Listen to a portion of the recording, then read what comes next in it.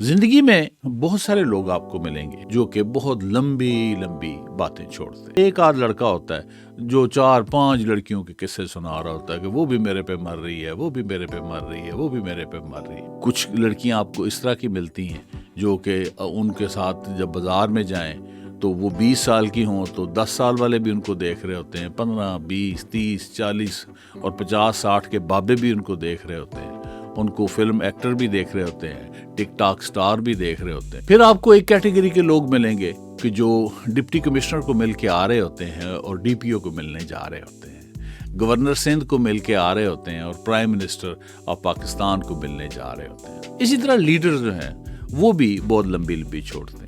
Hitler نے Germans کو کہا کہ آپ سپر پاور ہیں، دنیا میں حکومت کے لیے پیدا ہوئے ہیں، اور لڑائی میں جھونک دیا۔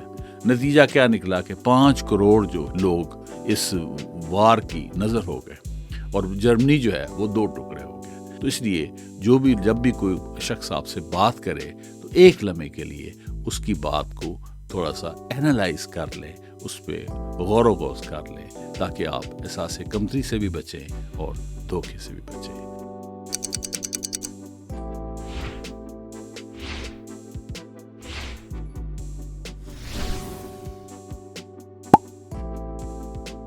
آج آپ کو ایک کہانی سنانی ہے، چھڈو بادشاہ۔ اس کہانی کا میسج آپ کو احساس کمتری سے بھی بچائے گا اور دھوکے سے بھی۔ ہوا یوں کہ ایک بادشاہ نے ایک رفوگر کلاتھ مینڈر رکھا ہوا تھا۔ وہ کپڑوں کے ساتھ ساتھ بادشاہ کی باتوں کو بھی رفو کرتا تھا، اور بادشاہ کے جو لمبی لمبی بادشاہ باتیں چھوڑتا تھا اس کو وہ ایسی توجیہ نکالتا تھا کہ سننے والے سر دھنتے رہتے تھے اور بہت داد دیتے تھے۔ ایک دن ہوا یوں کہ بادشاہ دربار لگائے بیٹھا تھا اور اپنی جوانی کے قصے سنا رہا تھا کہ میں شکار کھیلا کرتا تھا۔ ایک دن میں شکار سے واپس آ رہا تھا تو میرے پاس تیر کمان میں ایک تیر جو ہے میں نے بچا لیا تھا کہ رستے میں کوئی درندہ نہ مل جائے۔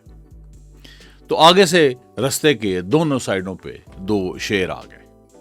اب میرے پاس ایک تیر تھا، میں نے کیا کیا، میں نے وہ تیر چلایا اور ایک شیر جو تھا اس کی آنکھ کو لگا اور دوسرے شیر کی بھی آنکھ کو لگا، اور دونوں شیر جو ہے مر گئے۔ یہ سن کر درباری جو ہے وہ حیران بھی ہوئے، پریشان بھی ہوئے، ان کو یقین نہیں آیا، سب چپ ہو گئے۔ تو بادشاہ نے رفوگر کی طرف دیکھا تو رفوگر جو ہے وہ کھڑا ہو گیا۔ اس نے کہا دراصل اس دن بادشاہ سلامت کے ساتھ میں بھی تھا اور ایک ہی تیر بچا تھا، تو جب آگے سے 2 شیر آئے تو بادشاہ سلامت نے یہ کیا کہ اپنی تلوار نکالی اور اس کو ایسے پھینک دیا، اور وہ سیدھی جا کے شیروں کے اور بادشاہ کے درمیان ایسے زمین میں کھب گئی۔ تو بادشاہ نے اس تلوار کا جو ہے وہ اس نشانہ لیا، اس کے بلیڈ کا، اور وہاں سے جو تیر ہے وہ 2 ٹکڑے میں ہو گیا۔ ایک ٹکڑا ایک شیر کی آنکھ پہ لگا اور دوسرا ٹکڑا دوسرے شیر کی آنکھ پہ لگا، اور دونوں مر گئے۔ جو درباری تھے وہ بہت متاثر ہوئے، انہوں نے دل کھول کر داد دی۔ بادشاہ کا حوصلہ اور زیادہ بڑھ گیا۔ بادشاہ نے کہا ایک دن میں شکار سے واپس آ رہا تھا تو میرے پاس تیر سارے ختم ہو گئے، اور ایک جو ہے آدم خور شیر جو ہے وہ رستے میں مجھے نظر آ گیا۔ اب میرے پاس تیر بھی کوئی نہیں تھی، تو میں نے خالی کمان جو ہے اس کو ہی کھینچا اور تیر جو خیالی تیر چلایا، اور جو شیر ہے وہ پیچھے دھڑم کر کے گر گیا اور مر گیا۔ درباری بہت حیران ہوئے اور پریشان بھی ہوئے، اور ان کو بات کا یقین نہیں آیا، چپ ہو گئے سارے۔ بادشاہ نے رفوگر کی طرف دیکھا تو رفوگر جو ہے نا وہ کھڑا ہو گیا۔ وہ کہتا یہ دراصل جب بادشاہ سلامت آ رہے تھے تو میں بھی ان کے ساتھ ہی تھا۔ ہوا یہ کہ بادشاہ کے پاس تیر ختم ہو چکے تھے، تو جب ہم آگے سے شیر آ گیا تو شیر نے جب بادشاہ کو دیکھا تو وہ بہت بھوکا تھا، تو اس نے جھپٹنے سے پہلے 1-2 قدم جو ہے وہ پیچھے لیے، تو بادشاہ اس کو بھانپ گیا۔ تو بادشاہ نے جب ایسے تیر اس کی طرف کیا تو وہ 1-2 قدم پیچھے گیا، تو پیچھے ایک گہرا گڑھا تھا، اس کے اندر شیر گرا اور وہ مر گیا۔ لوگ بہت متاثر ہوئے اور دل کھول کے داد دی۔ بادشاہ جو ہے اور اترانے لگ پڑا اور اس نے تیسرا واقعہ سنا دیا۔ بادشاہ نے کہا کہ ایک دن میں جنگل میں سے گزر رہا تھا کہ مجھے ایک ہرن نظر آیا جو کہ آدھے کلومیٹر کی دوری پہ تھا، اور ہرن کے اور میرے درمیان درختوں کا جھنڈ تھا۔ تو میں نے تیر چلایا اور تیر ایسے گھومتا ہوا آدھا کلومیٹر گیا، اور جو ہرن ہے اس کی بائیں آنکھ میں لگا اور وہاں سے دائیں کان سے نکلا اور پچھلی دائیں ٹانگ کے پنجے کے اندر جو ہے وہ پیوست ہو گیا۔ لوگ جو ہے حیران ہو گئے، پریشان بھی ہو گئے، بات چپ کر گئے اور ان کو سمجھ نہیں آئی۔ ان درباریوں کی حالت دیکھ کر تو بادشاہ نے فوراً اس کی رفوگر کی طرف دیکھا، تو رفوگر جو ہے وہ کہنے لگا، دراصل جی میں بھی اس دن بادشاہ کے ساتھ تھا۔ ہوا یہ تھا کہ بادشاہ سلامت ایک پہاڑی پہ سے گزر رہے تھے، پہاڑی سے انہوں نے نیچے دیکھا تو نیچے دور جو تھا ایک ہرن جو ہے وہ نظر آیا۔ تو ویسے تو تیر جو ہے 100 گز یا 120 گز جاتا ہے، تو آدھا کلومیٹر یعنی 500 گز جو ہے وہ تو تیر نہیں جا سکتا، لیکن چونکہ گہرائی تھی تو اتنی دور تک تیر جو ہے وہ پہنچ گیا۔ اور تیر گھومنے سے بھی آپ پریشان ہوں گے، تو تیز ہوا چل رہی تھی، تو بادشاہ نے ہوا کی سمت میں تیر چلایا، تو وہ ایسے تیر گھومتا ہوا درختوں سے سائڈ سے ہوتا ہوا تو جو ہرن ہے اس کی بائیں آنکھ میں لگ گیا۔ عین اسی لمحے ہرن جو تھا اپنی دائیں ٹانگ کے پنجے سے اپنا کان کھجلا رہا تھا، تو بائیں آنکھ سے تیر نکلا اور اندر داخل ہوا اور دائیں کان سے نکلا اور اس پنجے کے اندر پیوست ہو گیا۔ یہ سن کر بندے درباری بہت خوش ہوئے اور انہوں نے بہت داد دی اور بادشاہ بہت خوش ہو گیا۔ اگلے دن جو ہے وہ رفوگر جو ہے وہ اپنا ساز و سامان لے کے آیا تو کہتا جی بادشاہ سلامت، جان کی امان پاؤں تو ایک عرض کروں، میں ایک معمولی سا رفوگر ہوں، چھوٹے موٹے کپڑے سی لیتا ہوں، آپ جو واقعات سنا رہے ہیں اتنے بڑے بڑے شامیانے تمبو جو ہے وہ میں نہیں سی سکتا، مجھے اجازت دیں۔ اور وہ چلا گیا۔ تو اس کہانی کا جو میسج ہے وہ بہت ہی امپورٹنٹ ہے۔